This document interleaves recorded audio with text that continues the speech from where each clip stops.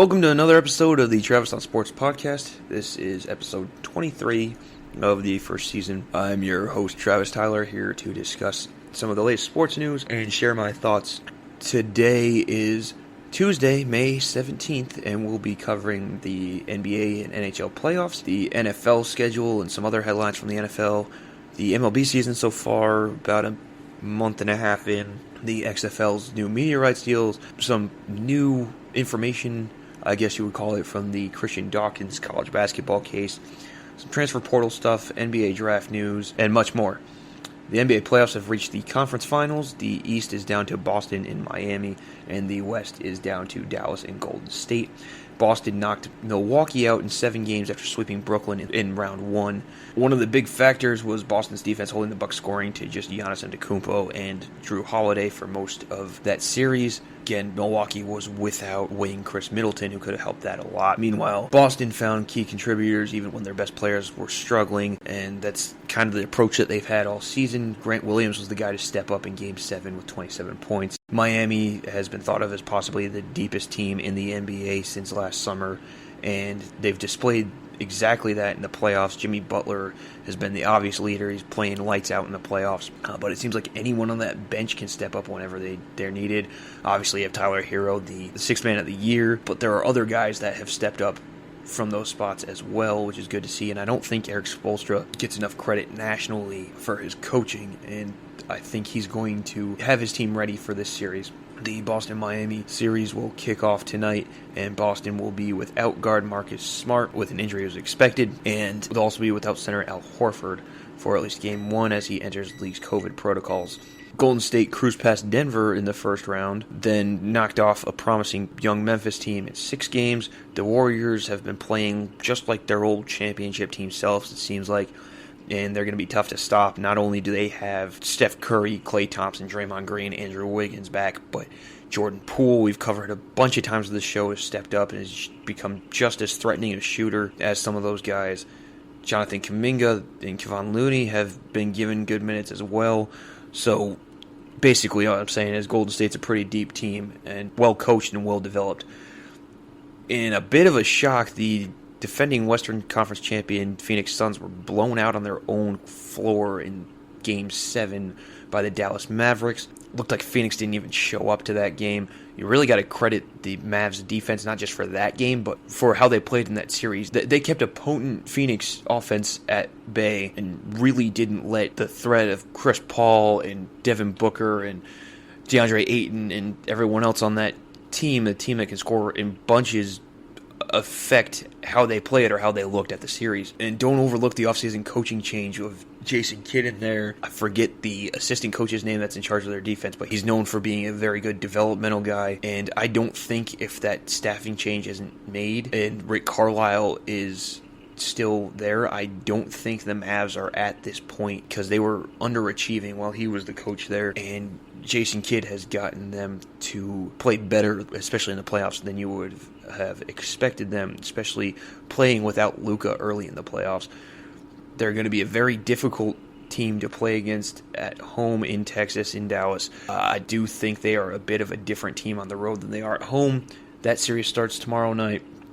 Guard play has been excellent on both sides throughout the playoffs.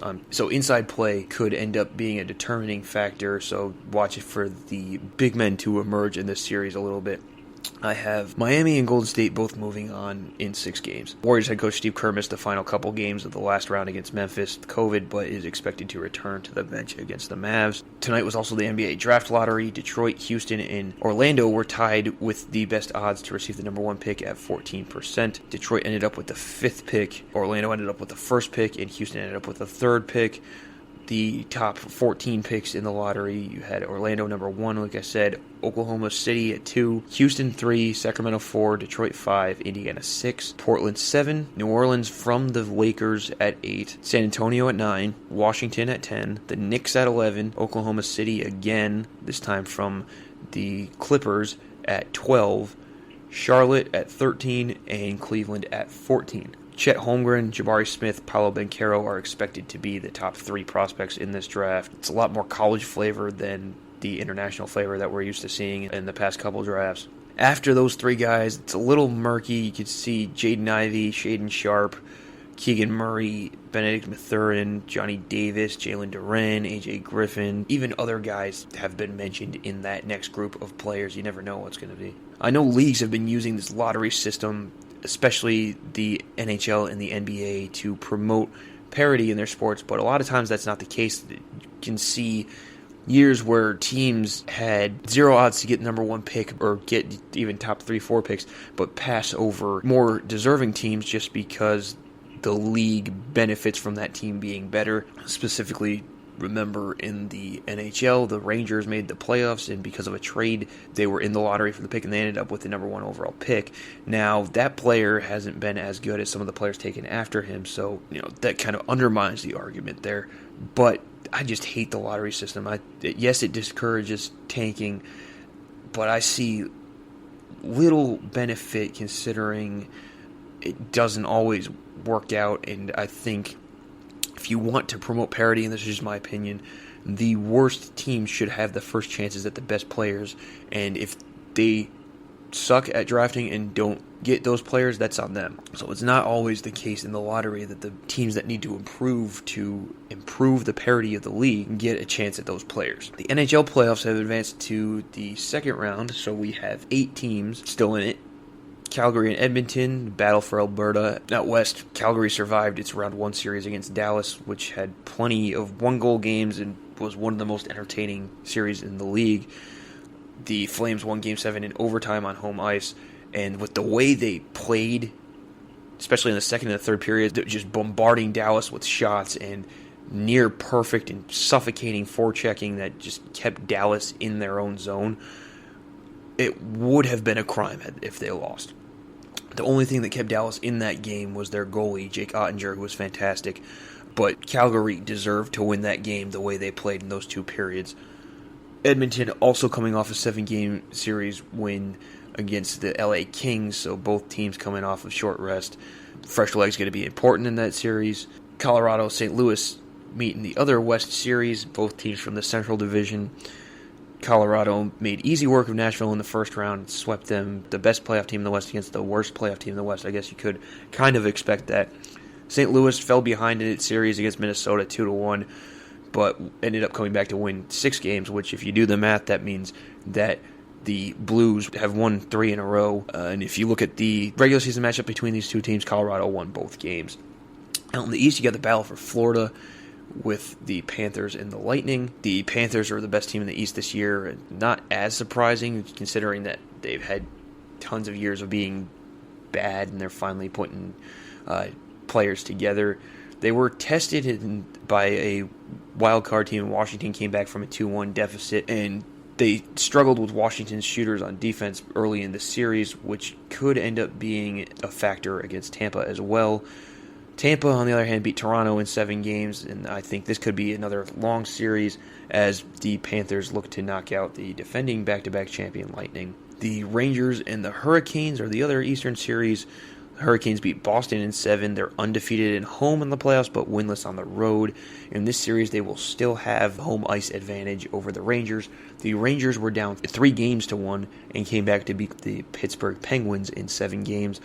It's another series where rest and recovery are going to be big factors, as it tends to be the later you get in the playoffs. And the Rangers found their scoring pulse the last 3 games with at least 4 goals in each game after losing Game 4 being on the brink of elimination. The Vegas Golden Knights have fired head coach Peter DeBoer after missing the playoffs this year. As we discussed last week, the Islanders have also dismissed head coach Barry Trotz. And a week later, they've already found his replacement. They've promoted assistant coach Lane Lambert to the head coaching role. Lambert is a former player himself. In football news, Drew Brees is out at NBC after 1 year as an analyst. There are reports that he could be heading to Fox or even returning to the playing field. I don't see him returning to play. I think that's a bunch of hogwash. But I think he could be a very good analyst somewhere. A little disappointed that they're calling it quits on that. Another great quarterback in broadcasting news, Tom Brady, has returned to the playing field, but also agreed to become Fox's top NFL analyst when he retires. It's a 10-year deal as the number 1 analyst for Fox. Brady would be in the booth next to Kevin Burkhardt, who was promoted to Fox's number one play-by-play guy for the NFL. Jair Alexander and the Green Bay Packers have agreed to a contract extension. The corner gets about $98 million over 5 years. He's signed through 2026. He's been a mainstay in the secondary since he was drafted in the first round a few years ago, and has 5 career interceptions with 44 passes defended in 48 games. Outside linebacker and defensive end Melvin Ingram has signed with the Miami Dolphins on a 1-year deal for $5 million. Former Saints head coach Sean Payton, who retired earlier this offseason, will be heading to the broadcast booth as an analyst for Fox in 2022. There are rumors he might do some work for Amazon as well. So not just quarterbacks in the news there for broadcasting. There are some reports that Browns expect quarterback Deshaun Watson to be suspended, although no verdict has been reached. Watson is still facing some sexual misconduct charges and has not received a ruling. He's also reportedly meeting with the league. This could potentially be a really big reason why they haven't made a move on Baker Mayfield and why they're holding on to him, still on the team. But it also makes the Watson trade even more questionable, because why would you trade for him if you know there's a possibility that you don't know when he's going to be on the field? He's a great ball player, but the uncertainty of when he's going to actually be able to play for your team just wouldn't sit well for me. Not to mention the charges that he's been given. The NFL schedule was released on Thursday. I'm not going to go into the whole shebang here because you can find that on other sites or my website, thefootballsavant.com. Of note, the season opener on NBC will be on September 8th, and it will be the Bills at the defending champion Rams.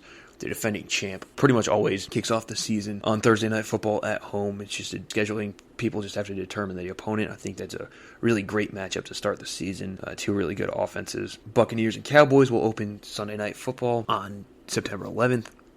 And on September 12th, Russell Wilson and his Denver Broncos will return to Seattle on Monday Night Football. As usual, there are 17 weeks of Monday night and Thursday night games. The final week is flexible. This year, they will be playing an unconventional doubleheader in Week 2 for Monday Night Football. Tennessee and Buffalo will start on ESPN at 7:15 Eastern, and then at 8:30 Eastern on ABC, Minnesota and Philadelphia will kick off. The international schedule on October 2nd, you have the Vikings against the Saints in London. The next week on the 9th, you have the Giants against the Packers in London. On October 30th, you have Denver against Jacksonville in London. On November 13th, you have Seattle against Tampa from Munich. And on Monday Night Football on November 21st, you have San Francisco and Arizona from Mexico City. Your Thanksgiving games, the early window game is the Bills at the Lions. The second game is the Giants at the Cowboys. And the late night NBC game is the Patriots at the Vikings. There's a new triple header on Christmas Day. Most teams will play on Christmas Eve that weekend, which is a Saturday. But the Sunday, Christmas Eve, you have the Packers and the Dolphins on Fox in the early game. The Broncos and the Rams on CBS and Nickelodeon in the second game. And then Tampa Bay and Arizona on NBC in the night game. Next offseason, TV rights are going to be pretty crazy with so many deals ending. Apple might be acquiring Sunday Ticket away from DirecTV. We don't know about that yet. One thing we have found out for sure is that games from weeks 14 to 18 will be eligible to be flexed into the Monday Night Football schedule starting next season in 2023. The new version of the XFL has reached deals for its broadcasting rights. The league will return in 2023 with games appearing on ESPN, ABC, and FX, which are all Disney-owned channels. There'll be a 40-game season, 2 semifinals, and a final. Games will also be available on Disney streaming platforms. To the MLB and what we've seen for the first month and a half or so. In the AL East, the Yankees are starting to run away with it. They're just ahead of Tampa Bay. You knew they would hit, especially with all those power lefties in the box and that right field vortex that they have. Pitching's been better than expected. Obviously, you have Garrett Cole as their ace. Jordan Montgomery, Luis Severino, and Jameson Taillon all have ERAs under 3 for now. You don't know how long that's going to last. Nestor Cortez has a 1.35 ERA in 7 starts. That's impressive. They lead the majors in ERA and wins by a pitching staff. Toronto and Tampa Bay are right behind them. Tampa Bay playing around as usual for this time of year for them. I would expect them to ramp up and be more competitive later in the season. Toronto's offense has struggled out of the gate. They're hitting just